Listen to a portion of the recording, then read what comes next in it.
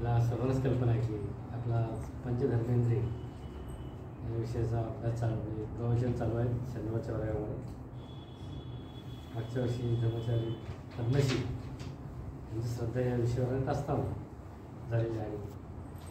आणि दुसरा जरी टॉक आहे आणि दुसरा जो आपला पण पंचधर्मेमधला दुसरा आहे श्रद्धा वीर्य आणि मला वाटतं कर्मचाऱ्यांची वीर्यावर बोलणं होते ब्रह्मचारी सुघोष ते अवेलेबल असल्यामुळे नंतर सुघोष यांनी ती जबाबदारी स्वतः घेतलेली आहे आणि आज सर्व आपल्यासमोर ते आपले विचार या ठिकाणी आपल्या त्या विषयावर मांडणार आहेत वीर्य या विषयावर. आपण सर्वजण त्यांना ओळखतात त्यामुळे तेवढासा काय मी त्यांचा परिचय देण्यामध्ये वेळ घालवत नाही कारण आपल्याकडे वेळ तसा कमी आहे. सुघोषांना सगळेच ओळखतात आपण सर्वजण. तर मी आपल्या सर्वांच्या वतीने त्यांना विनंती करतो की त्यांनी आजचं जे प्रवचन आहे आजचा जो विषय आहे त्या विषयाला सुरुवात करावी. सर्वांनी आपण मला वाटतं एक त्यांना पुष्प उमेश देते पुष्प देऊन त्यांचं आपण ते स्वागत करूया सर्वांच्या वतीने.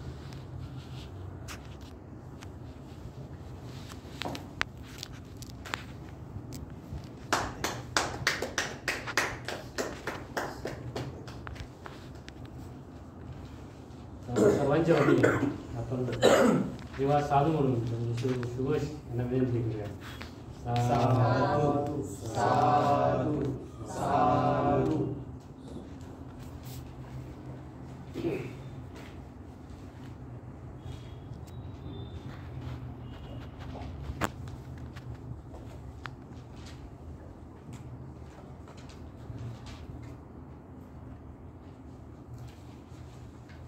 विश्ववंदनीय तथागत भगवान बुद्ध बोधिसत्व डॉक्टर बाबासाहेब आंबेडकर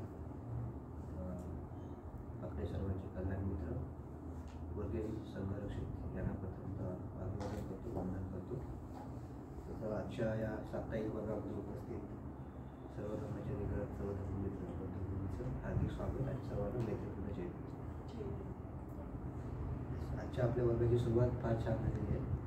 आपण पूजा संपन्न केलेली आहे आणि त्यानंतर आपल्याला ध्यान द्यायला पण पुरेसा वेळ मिळालेला आहे. फार छान अशी आपण सुरुवात केली आणि या धम्मवर्गाच्या माध्यमातून आपल्याला धम्म ऐकण्याची किंवा उजळणी करण्याची म्हणून नाही का संधी मिळते आपल्याला. कारण आपण सगळे अभ्यास करण्याचे लोक आहोत आणि पुन्हा पुन्हा उजळणी करणं फार आवश्यक आहे. काय आपलं धम्म विस्मृतीमध्ये जातो बऱ्याचदा आणि विस्मृती गेल्यामुळे काय होतं आपण एखादी गोष्ट विसरलो मग काय मग ती आपल्या व्यवहारामध्ये येऊ शकत असतं नाही का तिचा उपयोग होऊ शकत नाही. एखादी घरी जर आपण एखादी जरी वस्तू आणली आणि आपण ठेवून दिली आणि वापरली नाही तर काय होणार ते विस्मृतीमध्ये गेली आपल्याला आठवण जर राहिली तर ते खराब होऊन जाणार. मग कुठली असेल कोणती गोष्ट. तर धर्म पण तसाच आहे. बुद्धाचा धर्म जर आपण पुन्हा पुन्हा ऐकला नाही त्याचं श्रवण केलं नाही त्याचं आचरण केलं नाही तर तो विस्मृतीमध्ये जाऊ शकतो नाही का. म्हणून पुन्हा पुन्हा एकत्र येऊन आपण त्याच्यावर चर्चा करणं ऐकणं हे फार आवश्यक आहे. आणि आपल्या ह्या वर्गाच्या माध्यमातून जरूर काय आपल्याला प्रयत्न बौद्ध महासंघाने ती संधी पण उपलब्ध करून दिली आहे की आपण पुन्हा पुन्हा ऐकलं पाहिजे.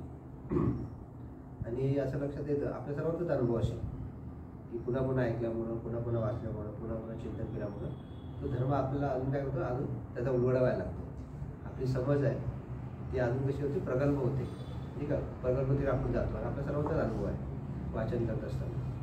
आता मी जेव्हा ह्या प्रवचनाची तयारी करत होतो त्यावेळेस मला लक्षात आलं की म्हणजे मी त्या शिकवणीच्या संपर्कात येतो ना आपण जेव्हा आपण प्रवचन देणं असणं किंवा धर्मवर्गात जाताना अभ्यास करून जाणं तर आपण त्या शिकवणीच्या संपर्कात येतो आणि हळूहळू लक्षात येतं अनेक गोष्टी आपल्याला काय करतात ते खोलवर असं घेऊन जात असते ती शिकवण आपल्याला आणि अनेक ताळणं आणि अनेक गोष्टी अशा ओपन खुल्या करत असते आणि आपण जणू काय त्या बुद्धाच्या धर्मामध्ये स्वतःला काय होतं असं त्याच्यामध्ये बुडूक होऊन जातो असं होतं आणि अनेक गोष्टी सतत आपल्याला ऐकायला किंवा वाचायला भेटतात आणि खूप आनंद देणारी गोष्ट असते ती. तर माझ्यासोबत पण असं झालं की या धम्मेंद्राच्या माध्यमातून वीर्यावर मला तयारी करायची बोलायची होती आणि ती आणायची जबाबदारी आली. पण काय ठीक आहे माझ्यासाठी पण ते उलट चला आपल्याला संधी भेटते त्याच्यामुळे आपल्याला पुढे शिकवणीच्या अजून जवळ जाते. कारण बऱ्याच जागा आपण काही शिकवणीचा अभ्यास करतच नाही का विस्मृतीमध्ये जातात बऱ्याचदा कधी आपण शिबिरामधून किंवा वर्गामधून ज्या केलेल्या गोष्टी असतात त्या विस्मृतीमध्ये जातात आणि मग पुन्हा ही एक संधी आपली एक जरी काय आपल्याला हे एक आपल्याला स्वतःकडे बघण्याची संधी झाली असं बोलून मी मग त्याच्या तयारीला लागलो आणि एक आठवडाभर त्या चिंतामध्येच होतो की नेमकं वीर्य काय उत्साह काय हे आपण पाहिलं पाहिजे नाही का स्वतःच्या जीवनामध्ये पाहिलं पाहिजे आणि बुद्धाच्या शिकवणीमध्ये त्याचा कुठं अंतर्भाव आलेला आहे आणि आपण पाहतो की बुद्धांच्या अनेक शिकवणीमध्ये जसं सदतीत बौद्धपक्ष धर्मामध्ये वीर्याचा अनेक ठिकाणी वीर्य ही संकल्पना आहे किंवा शिकवण ही आलेली आहे. मग आपण त्याच्यामध्ये सांगतो पंचेंद्रियाच्या माध्यमातून पंचधर्म इंद्रिय किंवा 5 बल किंवा 6 पारमिता 10 पारमिता सप्तबोधांग सगळी वीर्य जी शिकवण आहे बुद्धाची ती आलेली आहे नाही का. त्याचं फार असं महत्त्व आहे या अर्थाने. आणि आता आपण जो काय 5 धम्मेंद्रियाचा आपण अभ्यास करत आहोत किंवा धम्मबलांचा अभ्यास करत आहोत त्याच्यामध्ये सुरुवातीला आलेले श्रद्धा नाही का. पहिल्यांदा श्रद्धा आली तर थोडंसं श्रद्धेवर खूप चांगलं त्यांनी निरूपण केलं असेल. मला काय ऐकायला भेटलं नाही पण थोडंसं मला वाटतं आपण थोडीशी श्रद्धा बघू नाही का. श्रद्धा बघितलं मग मला पुढे जायला सोपं जाईल आपल्याला पुढे जायला सोपं जाईल. तर आपण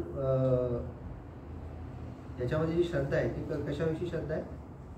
बुद्ध धर्म संघाविषयी श्रद्धा आहे नाही का. आपण सुरुवातीला बुद्धाच्या संपर्कात येतो. बुद्धाच्या संपर्कात येतो म्हणजे काय आपला पहिला संपर्क काय तो बुद्ध मूर्तीशी येतो नाही का. आणि बुद्धाच्या मूर्तीच्या माध्यमातून आपण बुद्धाच्या संपर्कात येतो आणि बुद्ध मूर्ती कसं आहे प्रतीक आहे म्हणजे बुद्धाचं प्रतीक आहे. आणि आपण पाहतो की विविध प्रकारच्या मुद्रा आहेत नाही का. अभय मुद्रा नाही का दान मुद्रा अशा विविध प्रकारच्या मुद्रेतून बुद्धाचं जे व्यक्तिमत्व साकारलेलं आपल्याला पाहायला मिळतं. तसं आता मी बुद्ध घ्यायला गेलो होतो तिथे बुद्धाचं फार मोठं भव्य असं रूप आहे नाही का. आणि अनेक देशांची तिथे काय बुद्ध विहार आहेत आणि तिथे पण बुद्धाचे चेहरे वेगवेगळे आहेत पण त्याची भव्यता देवता म्हणून आपलं तो मन नतमस्तक होतं नाही का. एक मोठा बुद्ध आहे एकदम सर्वात पेक्षा मोठा एकदम खुल्या आकाशामध्ये आहे. आणि मी इथे ह्या ठिकाणी गेलो होतो म्हणजे आपण तुम्ही जे लोक आता बुद्ध घ्यायला जाऊन आले असतील तर तिथे तारा मंदिर आहे. तारा मंदिर ते तारा मंदिरमध्ये बुद्धाचा जो ग्रुप आहे ना मला खूपच भारावून गेलं. इतकं भव्य दिव्य आहे आणि ते कलरफुल विविध कलरचं कॉम्बिनेशन तर एकदम कसं एकदम बुद्धाच्या संपर्कात जातो आपण असं वाटतं नाही का. आणि प्रभावित करतं ते रूप प्रभावित रूप करतं आपल्याला. आणि वरती त्या मंदिराच्या वरती ताराचं रूप आहे आणि तारा निळ्या खुल्या आकाशामध्ये तारेचं ते स्वरूप पाहून वेगळंच वाटतं नाही का. मनावर एका आघात होतो. आणि मी काय वरती गेलो आपण खालून ते ताराच्या मोतीला पाहत होतो आणि बराच वेळ बसतो तिला तर फार म्हणजे मंत्रमुग्ध करणारं असतं. पण ही जी श्रद्धा आहे बुद्ध मूर्तीची तर ती मर्यादित नाही. बुद्धाविषयी श्रद्धे म्हणजे बुद्धाविषयी श्रद्धा म्हणजे बोधीविषयी बुद्धाने जी बोधी प्राप्त केलेली आहे त्याच्याविषयी श्रद्धा आपली बघायला म्हणणं फार गरजेचं आहे. आणि ती झाली नाही तर काय होणार आहे मग ती श्रद्धा काय होणार आहे. जसं कुंभमेळ्यामध्ये लोक जातात डुबकी मारायला पाप धुवायला तसं होणार आहे. आपण काय करू घरामध्ये मूर्त्या जमा करून ठेवू नाही का आणि त्याची काय करू पूजा अर्चना करतो. आणि आपण पाहतो की खूप सारा समाज त्याच्यामध्ये अडकलेला आहे नाही का. म्हणजे गंगेमध्ये डुबकी मारल्यानंतर जायते नाही का. ते आपण स्थापन करून ठेवतो खूप खर्च करतो पण आम्ही 40-50,000 लाख रुपयाच्या मूर्त्या करून येतो. मग ती मर्यादित होते आपली श्रद्धा. पण इथे पंचधम्म्यामध्ये जी आलेली श्रद्धा आहे ती कशाची आहे बुद्धाच्या बोधी गुणाशी संबंधित आहे नाही का. आणि ही जी श्रद्धा आहे ही कशी जाणीवपूर्वक श्रद्धा आहे ती अशी नाही. त्याच्यामध्ये 3 रत्नांविषयीची श्रद्धा येते. बुद्ध धम्म संघाविषयी श्रद्धा आहे आणि ती कशी डोळस आहे. आणि ते त्या श्रद्धेची काही लक्षणं सांगितलेली आहेत. ती पहिलं लक्षण काय पहिलं लक्षण काय आहे श्रद्धेचं बुद्ध धम्म संघाविषयी कोणतीही गलत जानकारी आपल्याला नसते. हे पहिलं लक्षण आहे श्रद्धेची. जी काय असते की खरीपूर्ण व्यवस्थित माहिती असते परिपूर्ण माहिती असते आणि त्याच्यातून निर्माण झालेली ती श्रद्धा असते. जसं बुद्ध मूर्ती बघून किंवा पुस्तकं वाचून नाही का तर ती खरीपूर्ण श्रद्धा. तुम्हाला खऱ्या अर्थाने आपण बुद्ध धम्म संघाला समजलं असं जाणलेलं असतं नाही का. बोधी काय आपण जाणलेलं असतं. आणि दुसरं काय बुद्ध धम्म संघाविषयी आपल्याला मिथ्या ज्ञान नसतं. काय मिथ्या ज्ञान नाही का. मिथ्या ज्ञान म्हणजे काय अंधश्रद्धा नसते बुद्ध धम्म संघाविषयी. तर आपली ज्ञानातून आपल्याला त्याची समज निर्माण झालेली आहे. अभ्यासातून त्याची काय तरी समज निर्माण झालेली असते नाही का. तर मिथ्या ज्ञान नसतं आपलं ते. आणि बुद्ध धर्मसंघाविषयी आपल्या मनामध्ये शंका नसते, नाही का. शंका कुशंकी जर भरली असेल तरी खरी अर्थाने काय होणार आहे, आपली श्रद्धा नसणार. तर ही 3 लक्षणं फार महत्त्वाची असतात. म्हणजे बुद्धाविषयी आपली बुद्ध धर्मसंघाविषयी जी श्रद्धा आहे ती अशा पद्धतीने आपल्याला असं लक्षात आली पाहिजे की पहिलं काय तर आपल्याला चुकीच्या जानकारीने आपल्याला हे नसतं, नाही का, आपण श्रद्धा निर्माण झाली नसते. आपण पाहतो की चुकीची जानकारी म्हणजे काय की बुद्ध काय करणार, तुम्हाला बुद्धाला तुम्ही शरण गेलात किंवा त्याच्याविषयी श्रद्धा असेल, तुम्हाला काहीतरी प्राप्ती होत, तसं काय बुद्धानं आपण बघितलं का, असं काही दावा केलेला आहे का, नाही. तर तुम्हाला काय लागेल, बुद्ध सांगतात तुम्हाला मार्ग दाखवू शकतो, पण काय मोक्ष देऊ शकत नाही. त्याची आपल्याला जाणीव असली पाहिजे. बुद्ध तुम्हाला काय करते, मार्ग दाखवते, पण आपल्यामध्ये बदल करायचा असेल किंवा आपल्याला प्राप्ती करायची असेल प्रयत्नांची गरज आहे. तुम्हाला स्वतःला प्रयत्न करायला लागतो, नाही का. तर बुद्ध काय करतात, आपलं सत्य लक्ष लावून येतात. ही अशी श्रद्धा आहे, म्हणजे बौद्धिक गुणांविषयी आपली श्रद्धा निर्माण झाली पाहिजे, नाही का. तर ही गोष्ट आपल्याला लक्षात आली पाहिजे. आणि मग त्याच्यातून ह्या 3 गोष्टीतून जी आपली श्रद्धा निर्माण होते ती खरी गुरु श्रद्धा असते आणि मग ती आपल्याला कळते पुढे होऊन जाते.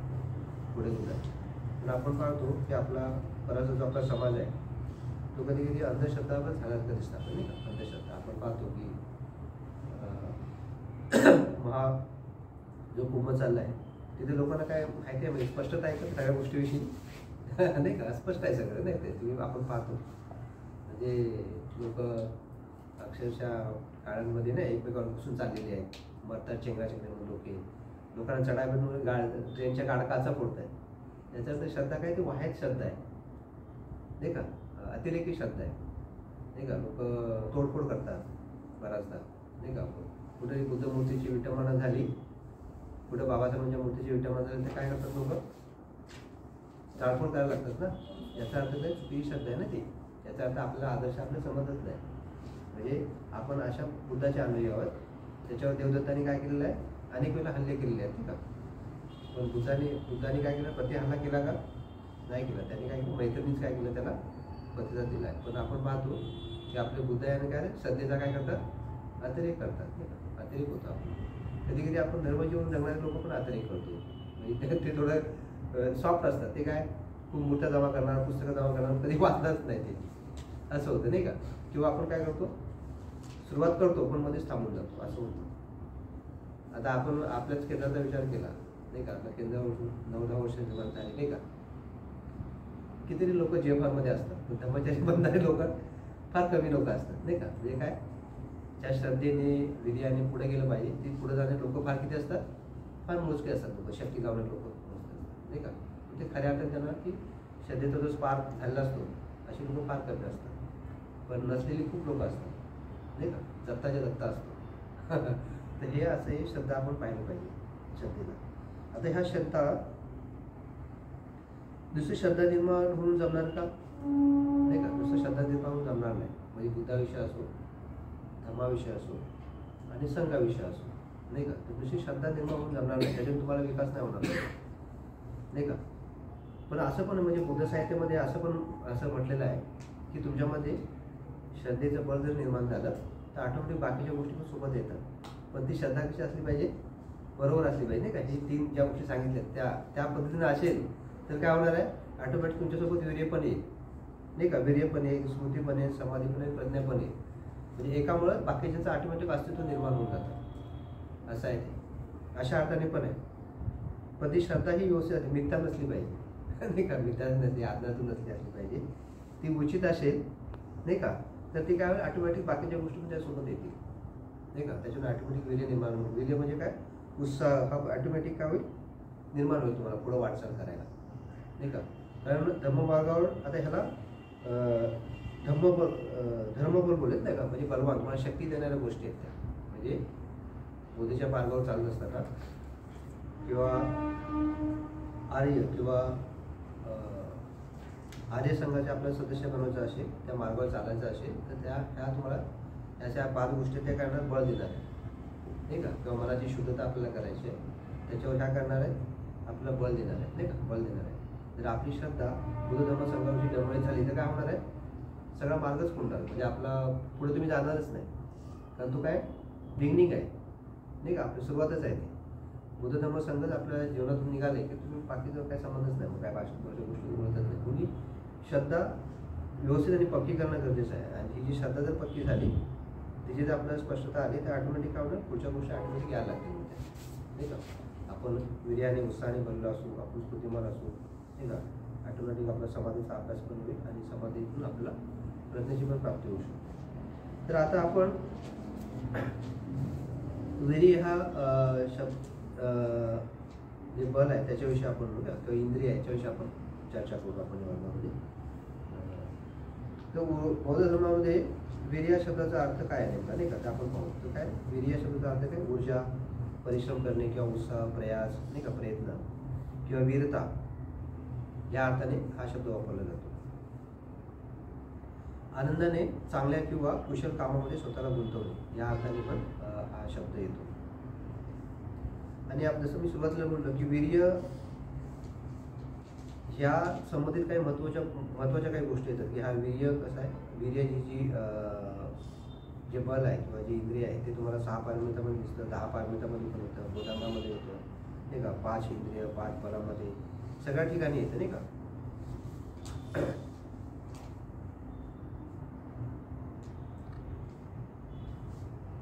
आणि वीर्य हे काय की मनाचा जो आपला बगीचा आहे नाही का, मनाचा आपला बगीचा आहे, त्या मनाच्या बगीच्यामध्ये कुशल अशा मानसिक अवस्थेला काय करणं आहे, पोषण करायचं, त्याचं भरण पोषण करायचं या अर्थाने पण आहे.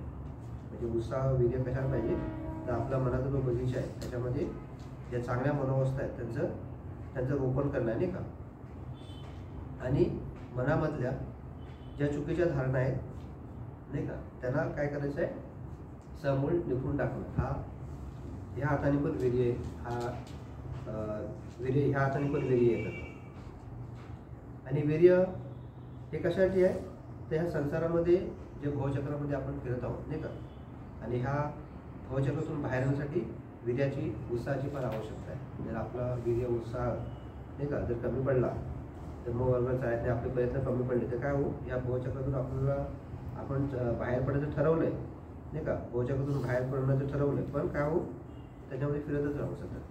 ठीक आहे, तर मग ह्या वीर्याचा फार महत्त्वाचा आहे की जर भवचक्रातून बाहेर पडायचं असेल तर वीर्य आणि उत्साहाची आपल्याला काय आवश्यकता आहे. वीर्य हा साहस अशा अर्थाने पण येतो शब्द नाही का. वीर्य म्हणजे काय, साहस. आणि वीर्य साहस हा कोणत्या लोकांमध्ये असतो,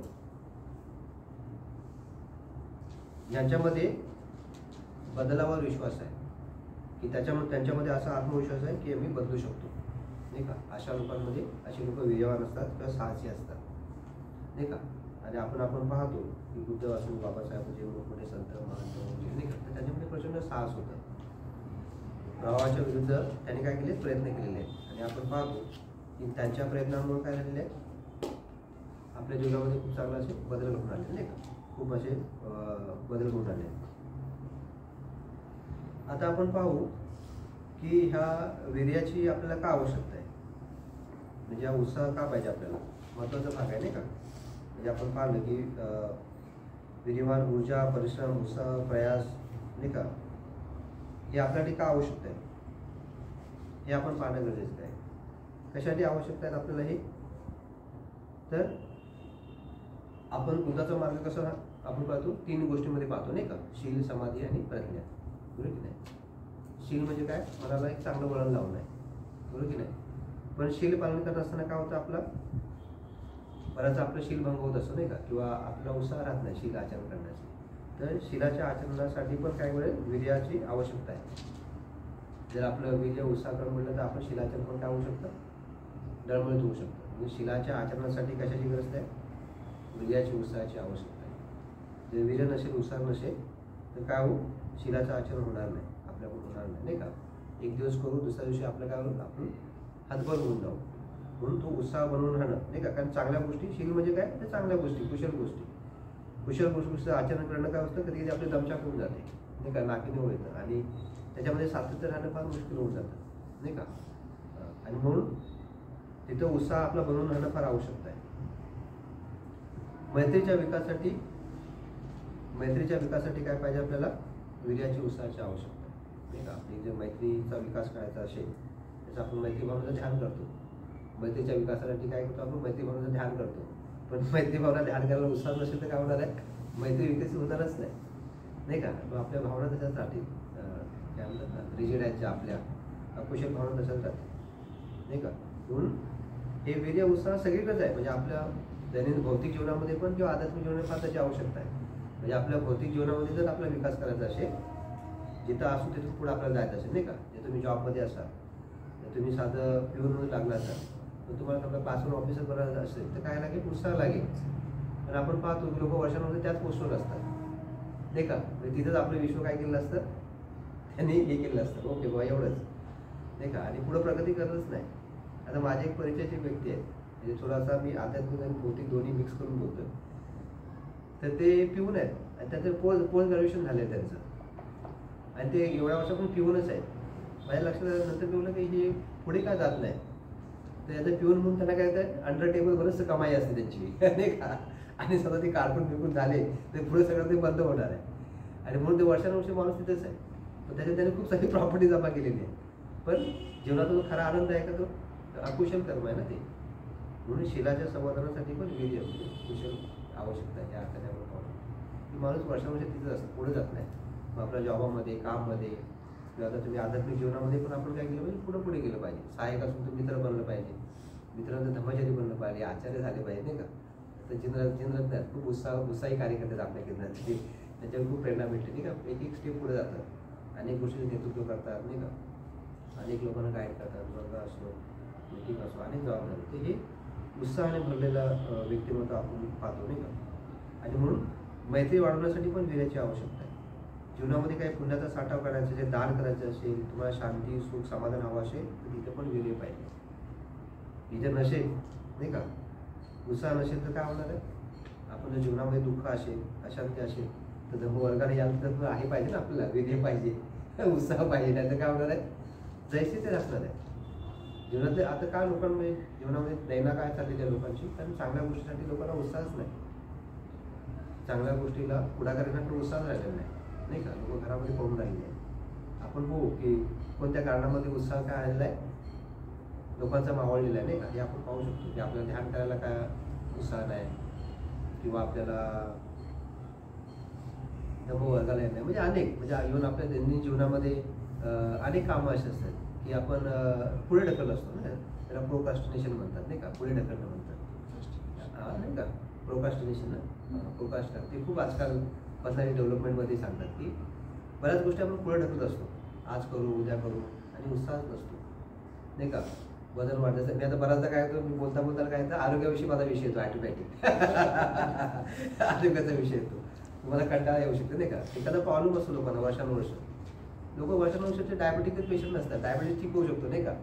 पण त्याच्यामध्ये उत्साहच नाही याच्यावर काम करण्याचं. ब्लड प्रेशर ठीक होऊ शकतं, वेट कमी होऊ शकतं, नाही का.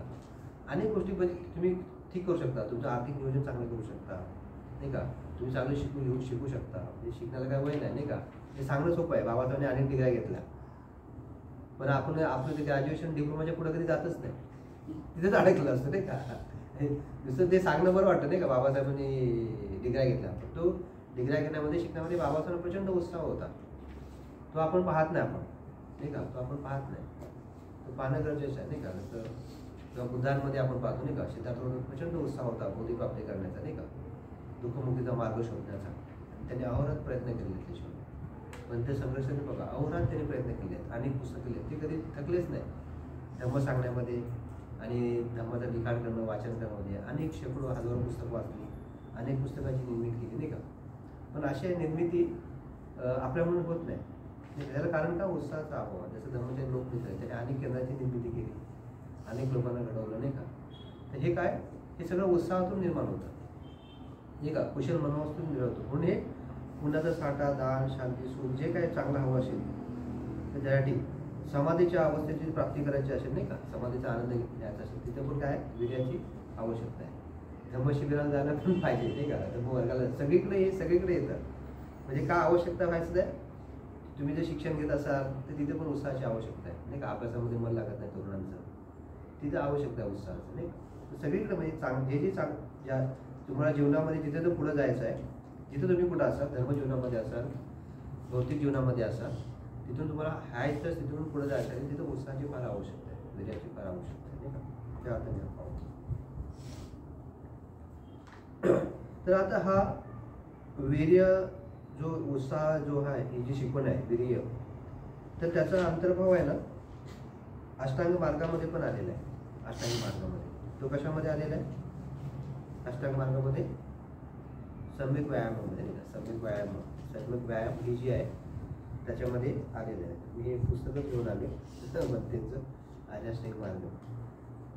त्याच्यामध्ये हा जो वीर्य आहे किंवा उत्साह आहे त्याला प्रयत्न ह्या अर्थाने पण पाहिलं जातं, म्हणजे उचित प्रयत्न, कुशल प्रयत्न ह्या अर्थाने पण घेतलं जातं, नाही का?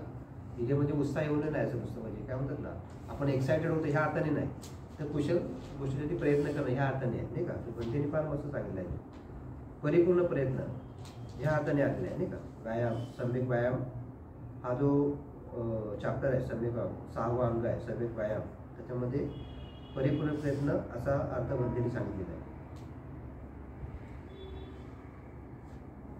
आणि हे कसं आहे, हे जे अंग आहे ते व्यक्तीमध्ये संपूर्ण परिवर्तनाशी संबंधित आहे, ज्याच्या भावनिक जीवनातील, त्यांच्या एकमेकांच्या संपर्कातील आणि त्यांच्या कर्मातील संपूर्ण परिवर्तनाशी संबंधित आहे, नाही का?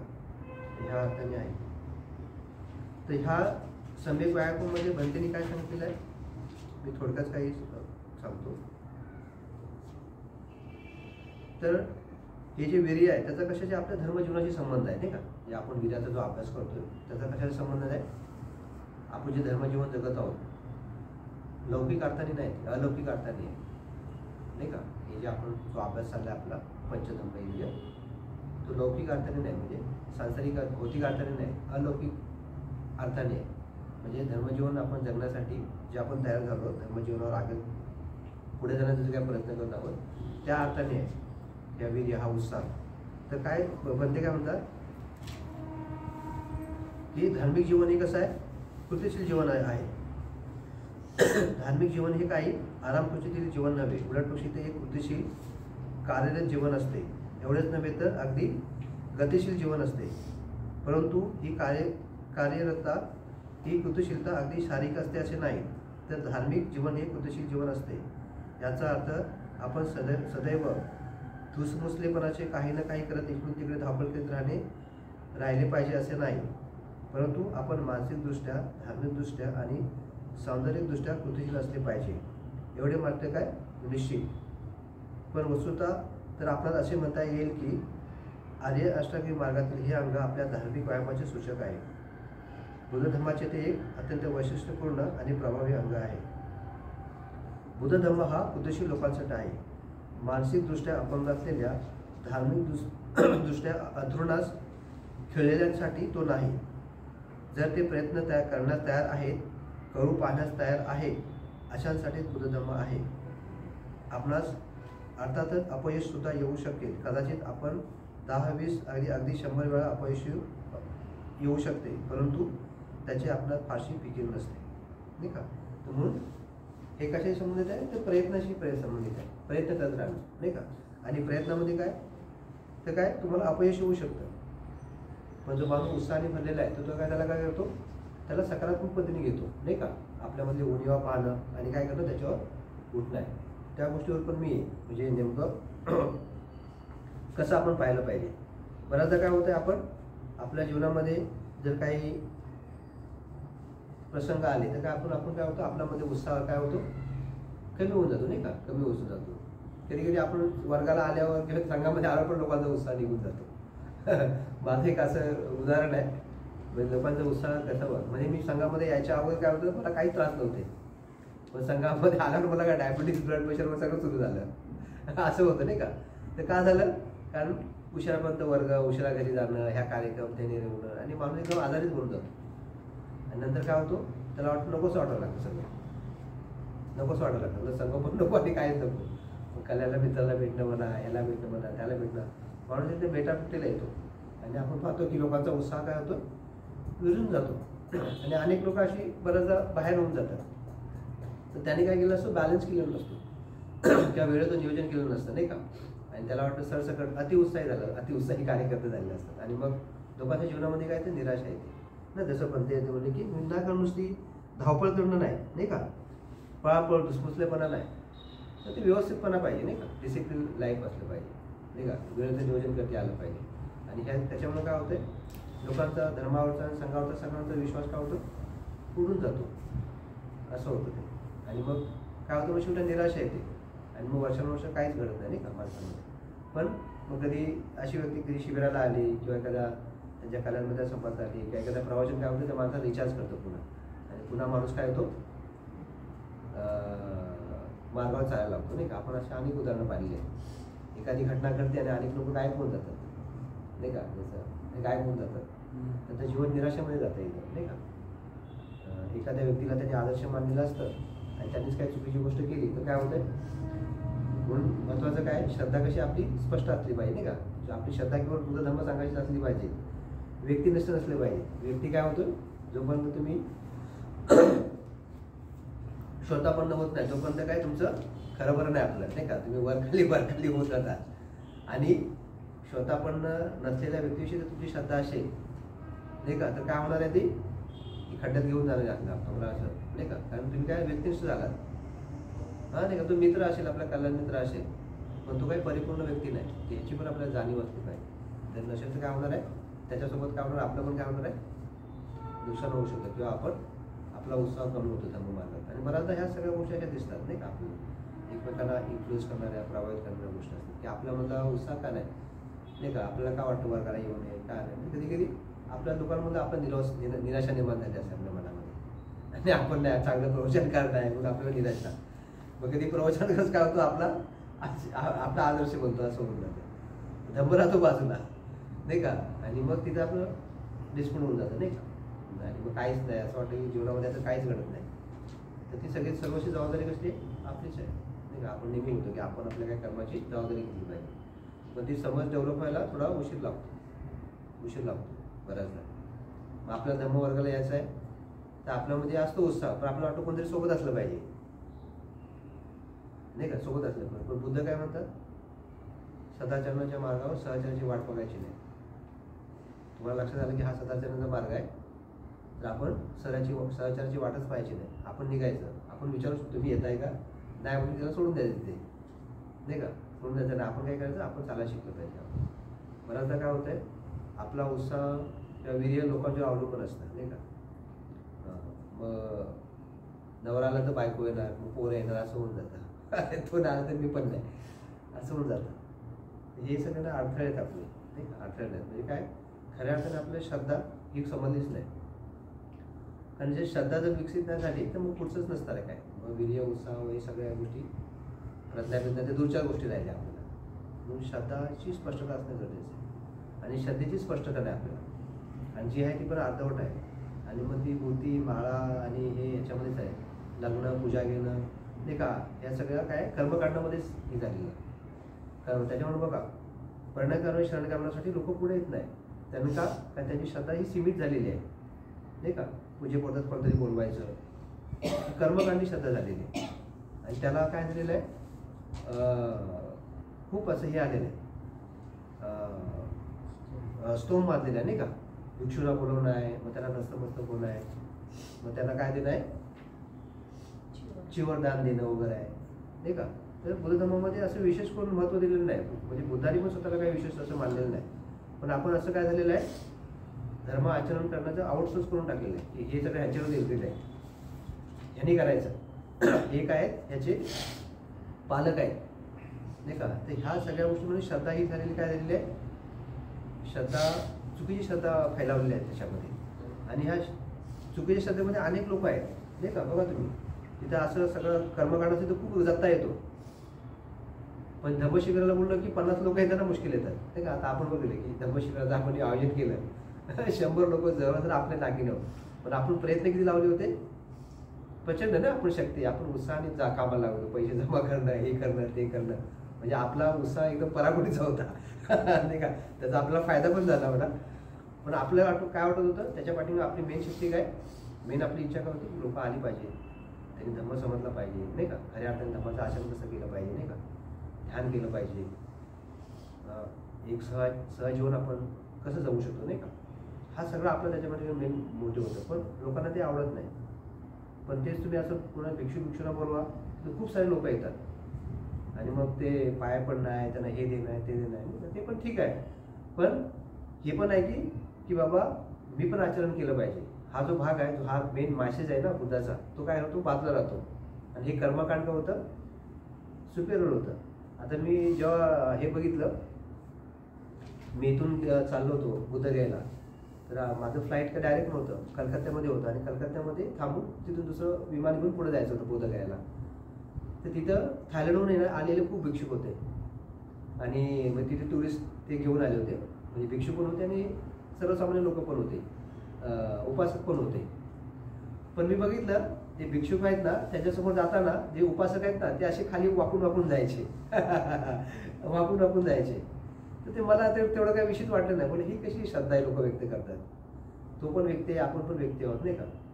पण ती अशी एकच त्यांची श्रद्धा असेल, पण मला ती अनाठी वाटत होती.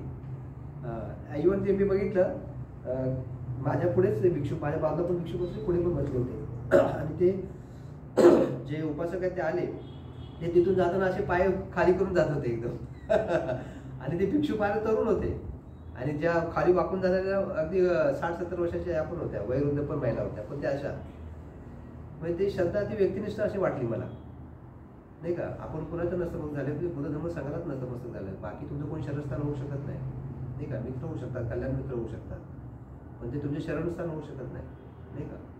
तर ह्या गोष्टी समाजामध्ये आपण पाहिलं पाहिजे.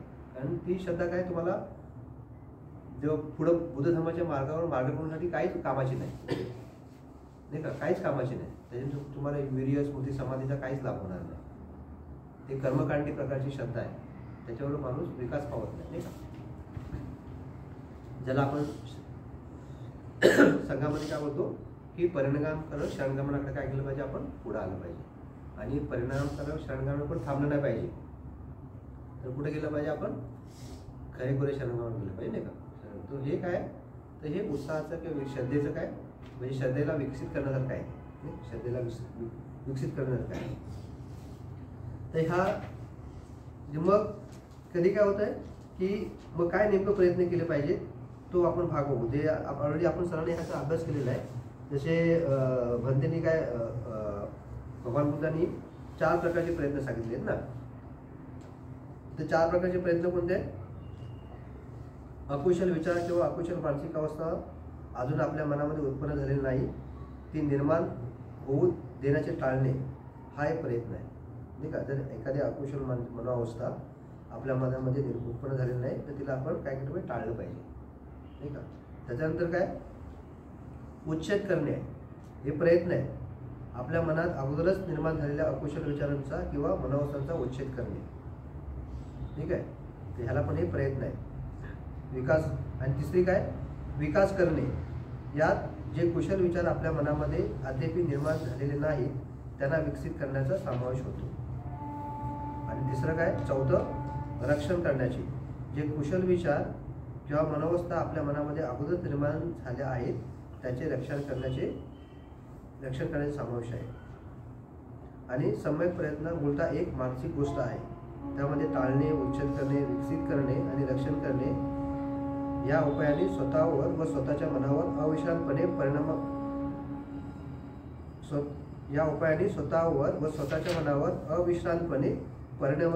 परिणाम करीत राहण्याचा समावेश आहे, नाही का. म्हणजे काय, तर हा उत्साह आपल्या सदोदित आबाधित राहायला पाहिजे. म्हणजे आपण आपल्या मनाच्या, आपल्या मनावस्थेने सतत संपर्क असलं पाहिजे, नाही का. आणि जर आपण आपल्या मनावस्थांच्या विचारांच्या संपर्क असू, तर आपल्याला काम करते, नाही का. जर अकुशल मनोवस्था निर्माण झाली असेल तर ते आपण थांबून रक्षण केलं पाहिजे, नाही का. अकुशल निर्माण झालं असेल त्याला उकळून टाकलं पाहिजे.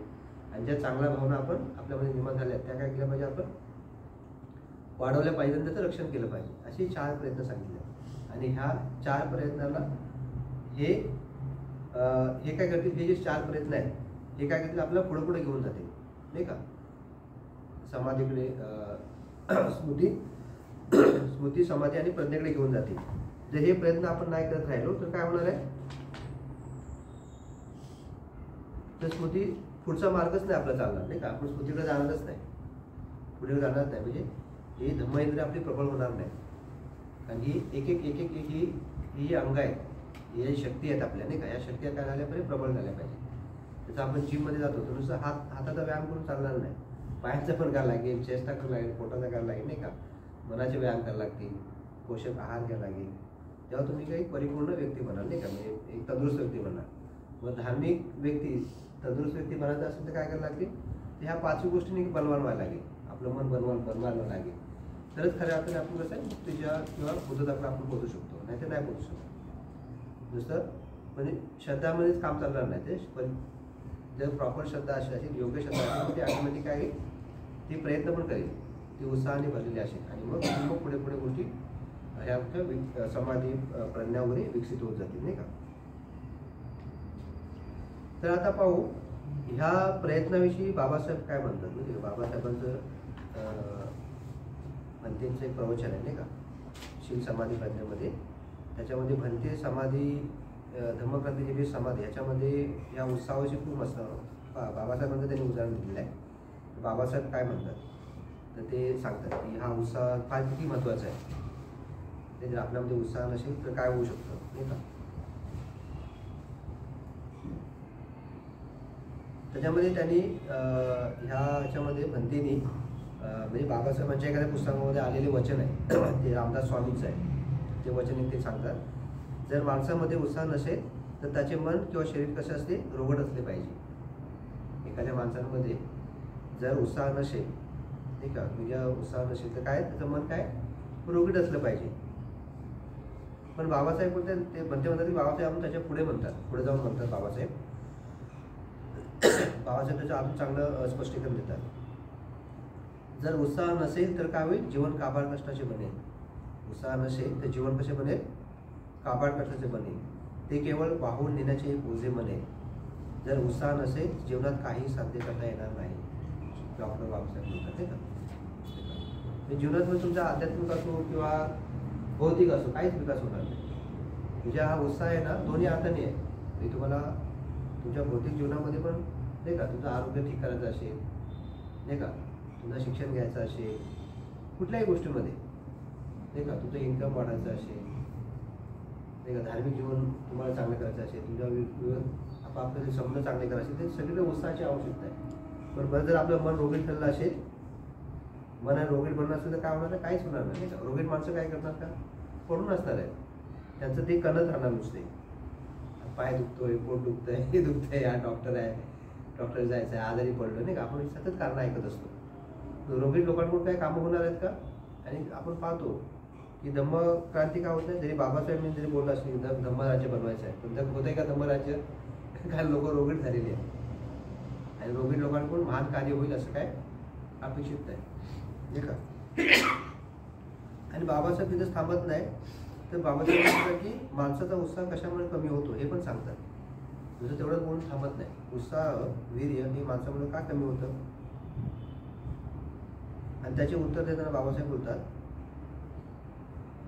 माणसास थोरपण प्राप्त करण्याची संधी मिळण्याची आशा दुरावली म्हणजे माणूस निराश होतो.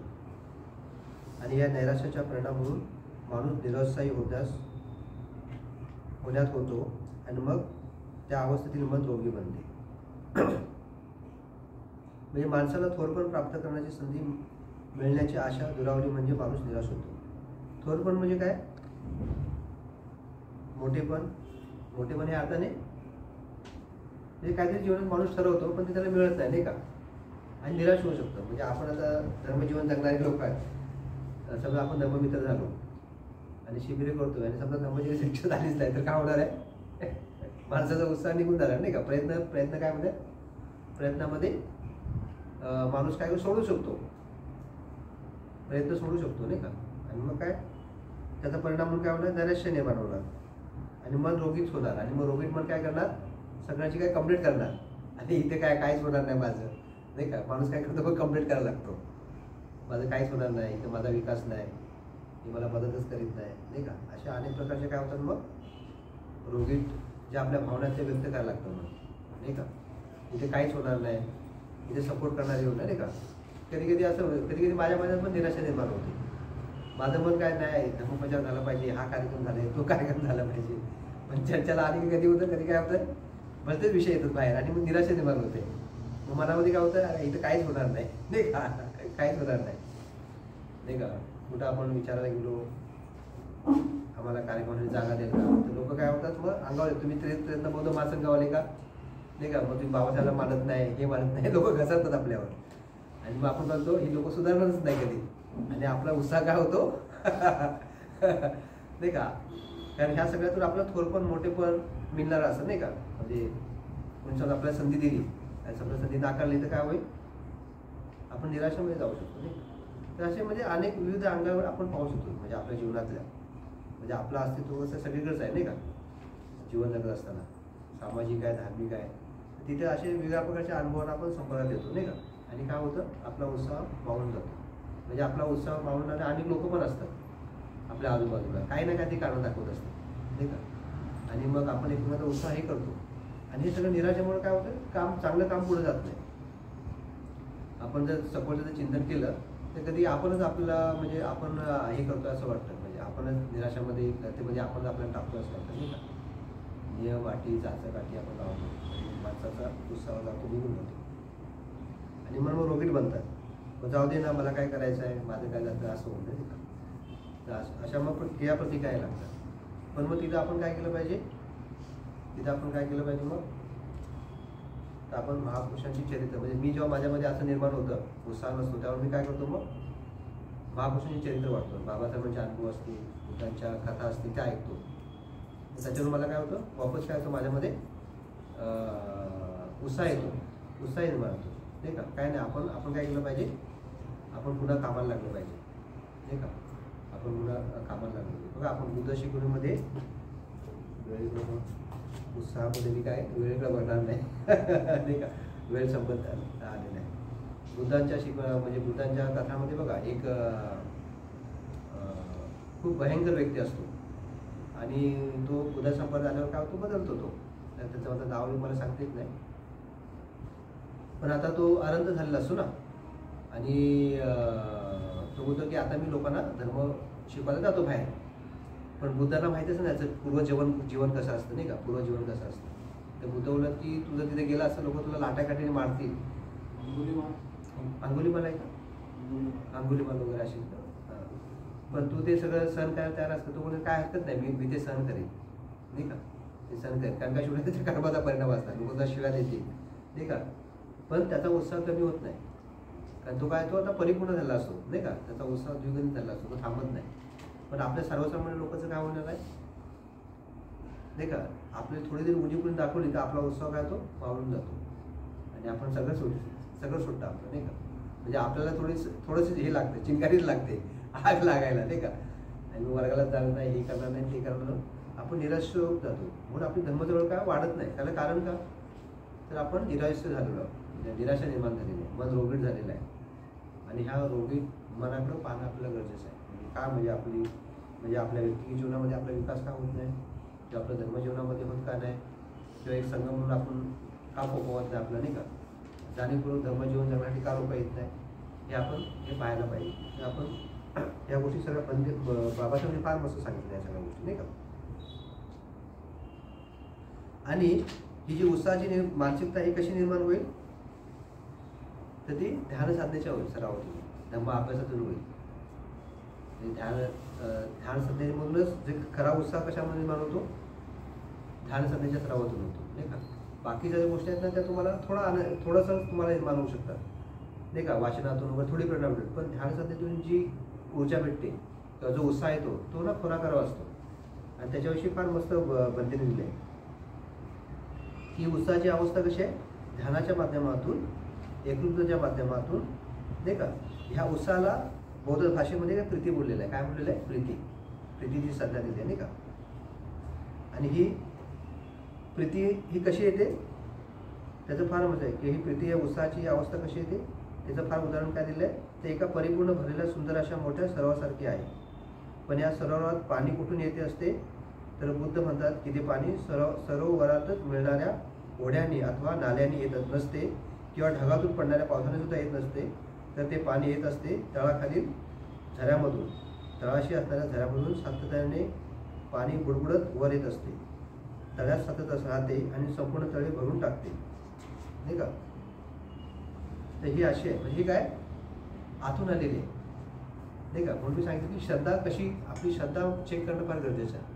म्हणजे आपल्या श्रद्धा जर समजली नाही आपल्याला, नाही का, बुद्ध गुणाविषयी बोधीविषयी जर श्रद्धा निर्माण झाली नाही तर काय होणार आहे, ती श्रद्धा पुढे जाणार नाही, प्रॉपर उत्साहाकडे जाणार नाही, नाही का, समाधीकडे जाणार नाही, अभ्यासाकडे जाणार नाही. म्हणून आपण ह्या वरवरच्या ज्या क्षणिक अशा ज्या श्रद्धा आहेत त्याच्यातून बाहेर पडून आपण जी बोधीविषयीची जी श्रद्धा आहे, नाही का, तर तिकडे आपण मार्गदर्शन केलं पाहिजे. त्याच्यातून आपल्याला उत्साह निर्माण होईल. तर 2 गोष्टी सांगतो.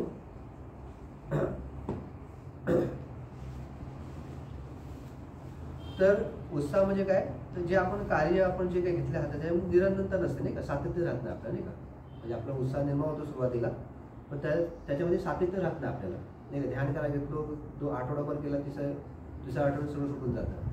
वर्गाला जायचं म्हटलं तर 1 वर्ग येऊ, दुसऱ्या वर्गाला येऊ, त्याची काही गॅरंटी नाही, नाही का. एखादं काम घेतलं तर ते काम आपण परिपूर्ण करून त्याचे फायदे आहे, नाही का. असं बऱ्याचदा ठरवतो, म्हणजे आपण अनेक गोष्टी ठरवतो आणि ते काही दिवस करतो आणि नंतर काय होतंय, आपला उत्साह काय मावळून जातो. आणि ते त्याला अनेक कारणं असतात. अरे काय मी ध्यान करतो पण माझ्यामध्ये काय बदलच होत नाही, नाही का, माझ्यामध्ये काय सुधारणा होत नाही. एवढ्या वर्ष ध्यान करतोय पण काहीच बदल होत नाही. पुन्हा आपण काय करतो, लोकांच्या एवढं पाडतो, बघा हा एवढं ध्यान करतो पण याच्यामध्ये काहीच बदल नाही, याच्यामध्ये पण नाही, पण मी पण काय माझ्या बदलावर तयार होत नाही का. असं म्हणजे अशा विविध कारणं येतात. कारण मन रोगीट झालं असतं ना, जसं बोलू ना, रोगीट मन असतं ते काय करतं, उलटाच विचार करतं. रोगीट मन काय उलट करतं आणि मग ते स्वतःला वय सोडून काय करतं, इतरांकडे बघायला लागतं. मग ह्याच्यामध्ये बदल नाही, त्याच्यामध्ये बदल नाही. पण इथे आपण काय करतो, आपल्या बदलासाठी असतो, नाही का. आणि मग आपण पाहू की हे जी सातत्य आहे हे कशामुळं आपलं जातं, कंटिन्युटी काय नाही राहत आपल्याला. तर आपण स्वतःला काही प्रश्न विचारले पाहिजेत, नाही का. आपण स्वतःला प्रश्न विचारला पाहिजे किंवा ही निरंतरता, ही सातत्य, उत्साह माझ्यामध्ये काय राहत नाही. तर आपण ही गोष्ट आपल्याला विचारली पाहिजे की मला माझ्यामध्ये कोणत्या नेमका सुधारणा करण्याची आवश्यकता आहे. मला माझ्यामध्ये कोणत्या गोष्टीची सुधारणा करण्याची आहे. मला धर्मजीवन जगायचं आहे, मला शैक्षणिक याच्यामध्ये पुढे जायचं आहे, नाही का. जे काय तुम्हाला करायचे जीवनामध्ये, तर जे तुम्हाला जीवनामध्ये हासिल आपल्याला करायचं असेल तर त्यासाठी काय करायला लागेल, आपल्याला सुधारणा करायला लागेल ना आपल्या जीवनामध्ये ना. जसं आपण म्हणतो की आपल्या जीवनाची आपण काय वापरतो शब्द, आपल्या जीवनाची काय करायला लागेल, आपल्याला पुनर्रचना करायला लागेल. आणि ह्या पुनर्रचनेच्या अभावामुळे काय होतंय, आपलं हेतू सातत्य राहत नाही. आणि म्हणून ही सुधारणा करणं फार आवश्यक आहे. आणि जर आपण आपल्या कोणकोणत्या जीवनामध्ये काय सुधारणा करायच्या हे आपल्या लक्षात आलं, नाही का. जर आपलं धर्मजीवन करायचं असेल तर काय करायला लागेल, तर आपल्याला अनेक गोष्टींमध्ये बदल करायला लागतील, नाही का. ध्यान करायचं असेल तर अनेक गोष्टींमध्ये बदल करायला लागेल. लवकर झोपायला लागेल, नाही का. रात्रीचं कमी जेवण करायला लागेल, नाही का. अनेक गोष्टी काय धर्मवर्गासाठी काय करायला लागेल, वेळेचं नियोजन करायला लागेल. धर्म शिबिरावर काय करायला लागतील, नियोजन करायला लागेल. पैसे जमवावे लागतील, सुट्ट्यांचं नियोजन करायला लागेल, नाही का. हे आपल्या सर्वांना माहिती आहे. अनेक गोष्टींमध्ये सुधारणा करायला लागतील, म्हणजे नाही का. जर तुमचा आजार ठीक करायचा असेल तर काय करायला लागेल, आहारामध्ये हे करायला लागेल ना, बदल करायला लागेल. आहारामध्ये बदल करायला लागेल, दिनचर्येमध्ये बदल करायला लागेल, व्यायाम करायला लागतील, नाही का. म्हणजे आपल्याला जर आपल्यामध्ये काय सुधारणा करायची हे आपल्या लक्षात नाही आलं तर काहीच जगता येणार, तुम्हाला जगतीच येणार नाही. म्हणजे ह्या आवश्यकता काय आपल्याला आपल्याला पाहता आलं पाहिजे, नाही का. म्हणजे काय असेल, ब्रह्मचारी बनायचं असेल तर काय करायला, काहीतरी सुधारणा करायला लागतील ना.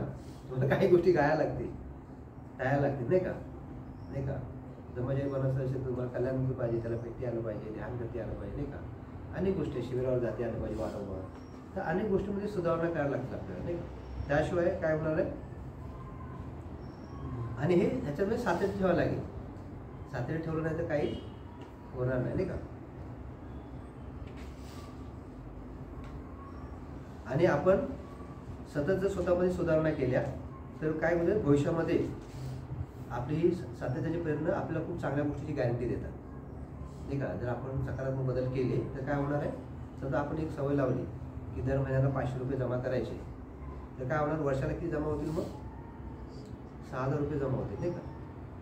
बरोबर की नाही. म्हणजे 1 महिन्याने 2 महिन्यांनी काय होणार आहे, एक मोठा परिणाम दिसेल आपल्याला, नाही का.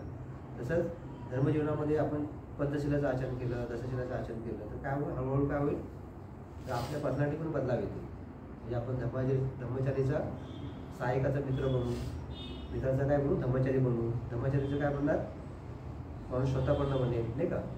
सपुतगामी, अनागामी हे असे धर्मी जीवनामध्ये हे बदल यायला लागतात. धर्मजीवनामध्ये बदल येतात. तो पण कशामुळे?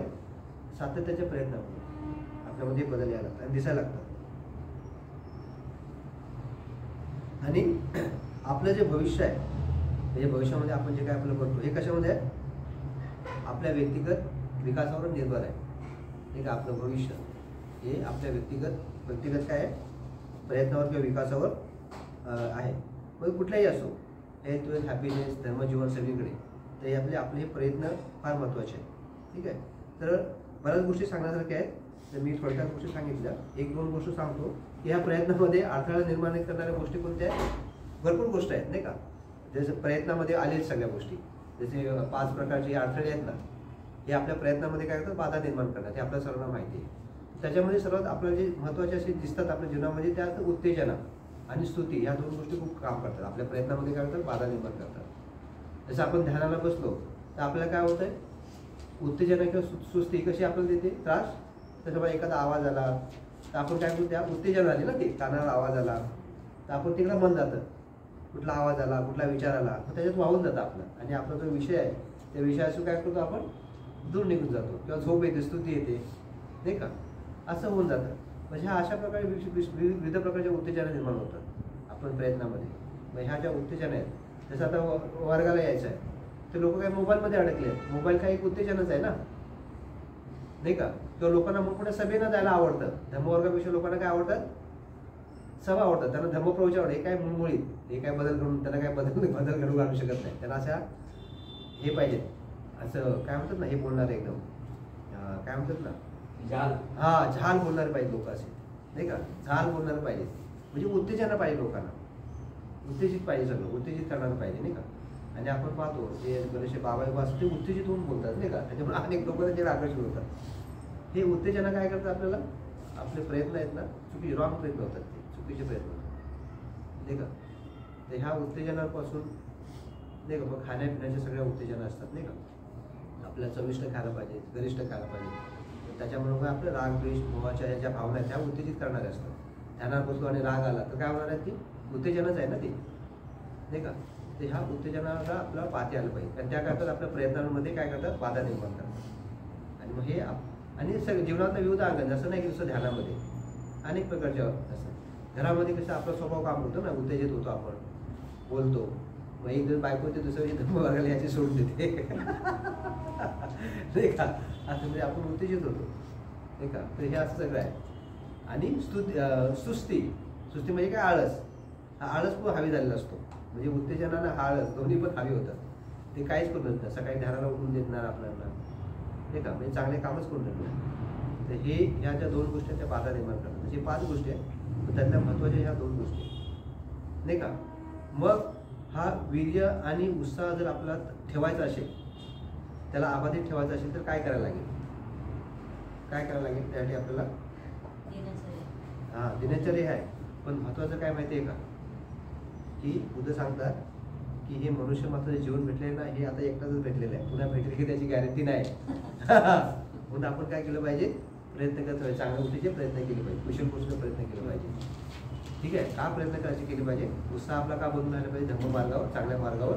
कारण गॅरंटी नाही, आता हे आता जे जीवन भेटलं आहे त्याची पुन्हा गॅरंटी नाही की तुम्ही फोरकास्ट करू शकत नाही ना. तुम्ही सांगू शकत नाही की हा मनुष्य जन्म पुन्हा भेटेल की नाही, नाही का. म्हणून ह्या जन्मात जे काही आपल्याला चांगलं करते, नाही का, जे काय चांगलं करते ते ह्याच जन्मात आपल्याला करायचं आहे. आणि म्हणून मला मृत्यू आहे, एक दिवस काय म्हणून ह्या जगातून निघून जाणार आहे, ह्याची आपल्याला जाणीव ठेवली पाहिजे. ह्याची जर आपल्याला जाणीव असेल सतत, तर आपण काय करू? चांगल्या कामामध्ये काय होईल, नाही का. चांगल्या कामामध्ये आपण विरत राहू शकतो. आणि बघा, जे संत असतात, अनंत असतात, त्यांना काय झालेलं आहे? याची जाणीव होती. आपल्याला काय मृत्यू, जगण्याचं आणि मरणाचं काहीच पडलेलं नाही, नाही का. येऊन निघून जाणार. त्याच्यामुळे आपल्याला खूप असं महान आणि मोठे कामं होत नाही. म्हणजे संत असतात, अनंत असतात, त्यांनी खऱ्या अर्थाने काय केलं असं मृत्यू पाहिला असतो, नाही का. जसं आपण संत तुकारामचं पाहतो, नाही का. याची डोई याची देहा पाहिला मृत्यूचा सोहळा. त्यांनी मृत्यूचा सोहळा पाहिला म्हणून बघा त्यांचं जीवन काय? भोजनेत आहे, भोजन सुखासाठी समर्पित असतं ना. ते एक क्षण थांबत नाही, सतत लोकांना उपदेश, मदत करणं, हे सगळ्या गोष्टी करणार, नाही का. बाबासांचं जीवन, भंतेंचं जीवन, बुद्धांचं जीवन, संतांचं जीवन हे सतत लोकांसाठी असतं. कारण त्यांना माहिती आहे की आता हा देह, हे जीवन मिळणं फार पुन्हा कठीण आहे. म्हणून ह्या जीवनात जेवढे काही आपल्याला चांगले प्रयत्न करता येते ते का आपण करत राहिलं पाहिजे, नाही का? म्हणजे स्वतःला चांगल्या करण्यामध्ये पण आणि इतरांना मदत करण्यामध्ये पण. आणि म्हणून हा आपण जर आपल्या मृत्यूची जाणीव असेल तर काय होईल, आपल्यामध्ये चांगल्या कुशल मार्गावर चालण्याचा उत्साह काय आहे, अबाधित आहे. जर आपल्याला मृत्यूविषयी हे नसेल, या जगातून आपण बेफिक्र असू, तर काय करते माणूस मूड म्हणून राहणार, नाही का? खाऊन पिऊन निघून जाणार, त्याची कोण आठवण करणार नाही. म्हणून आपल्या मृत्यूची जाणीव जर आपल्याला जर खऱ्या अर्थाने आली, नाही का, या जगातून निघून जाणार आहे, तर मराच्या अगोदर, या जगातून जायच्या अगोदर काहीतरी स्वतःसाठी आणि इतरांसाठी काय केलं पाहिजे, चांगलं काम करून गेलं पाहिजे, नाही का? तर ही जाणून ठेवलं असेल तर काय होईल, खऱ्या अर्थाने काय होईल, आपल्याकडून खूप चांगलं काम होऊ शकतं किंवा आपण चांगली कामं करत राहू शकतो. म्हणून आपण हा मृत्यूची आपल्याला जाणीव ठेवली पाहिजे. आणि मृत्यू हा काय घेईल, चांगल्या मार्गावर, धर्ममार्गावर चालण्यासाठी उत्साह काय करेल, आपला वृद्धिंगत करेल. म्हणून ही फार फार महत्त्वाची गोष्ट आहे की आपण मृत्यूची जाणीव ठेवली पाहिजे, नाही का? तर मी थोडक्यात काही गोष्टी सांगितले. तर अजून काही गोष्टी सांगण्यासारख्या होत्या, पण मी थोडक्यामध्ये काही गोष्टी तुमच्याबरोबर मांडलेल्या आहेत. तर मला वाटतं मी या विषयाला न्याय दिला असेल थोडासा. तर मी तुमच्या सर्वांचा आभार व्यक्त करतो की तुम्ही शांतपणे माझं हे प्रवचन ऐकलं. जय हिंद.